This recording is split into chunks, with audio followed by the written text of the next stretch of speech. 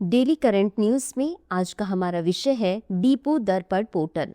आज का हमारा टॉपिक यूपीएससी की मुख्य परीक्षा के पेपर 3 से संबंधित है। सबसे पहले देख लेते हैं इस पूरी एपिसोड में किन किन मुद्दों पर बात करेंगे।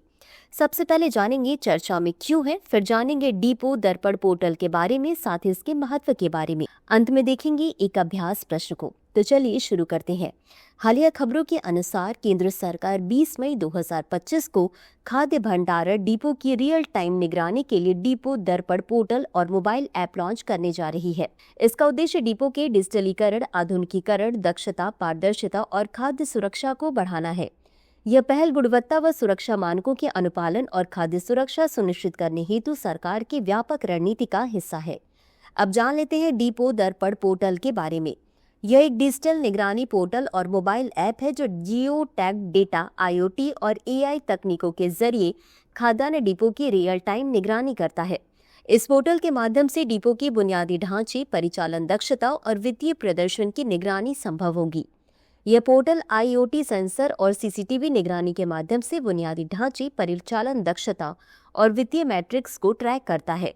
इस पोर्टल में CO2 और फॉस्फीन गैस की निगरानी, आर्द्रता और तापमान सेंसर तथा आग के खतरों का पता लगाने की प्रणाली भी शामिल है। साथ ही इस पोर्टल से डिपो प्रबंधक को जियो टैग डेटा अपलोड करने पर स्वचालित रेटिंग और कार्रवाई करने योग्य सुझाव प्राप्त होंगे। यह प्रणाली पर्यवेक्षकों और तीसरे पक्ष के यादृच्छिक ऑडिट के जरिए 100% सत्यापन सुनिश्चित करती है। अब जान लेते हैं डिपो दर्पण पोर्टल के महत्व के बारे में।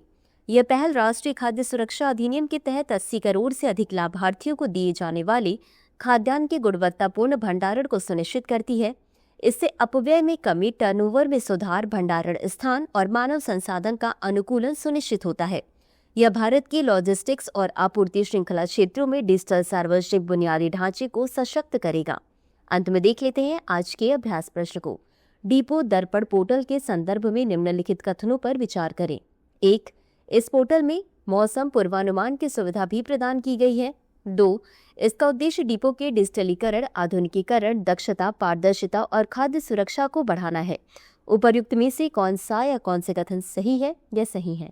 A केवल 1, B केवल 2, C 1 और 2 दोनों, D न तो 1 और न ही 2। इस प्रश्न का उत्तर कमेंट बॉक्स में जरूर दें। अभी के लिए बस इतना ही। धन्यवाद। डियर व्यूअर्स, अपने एग्जाम की तैयारी को और बेहतर करने के लिए हमारे चैनल को लाइक, शेयर और सब्सक्राइब करना न भूलें।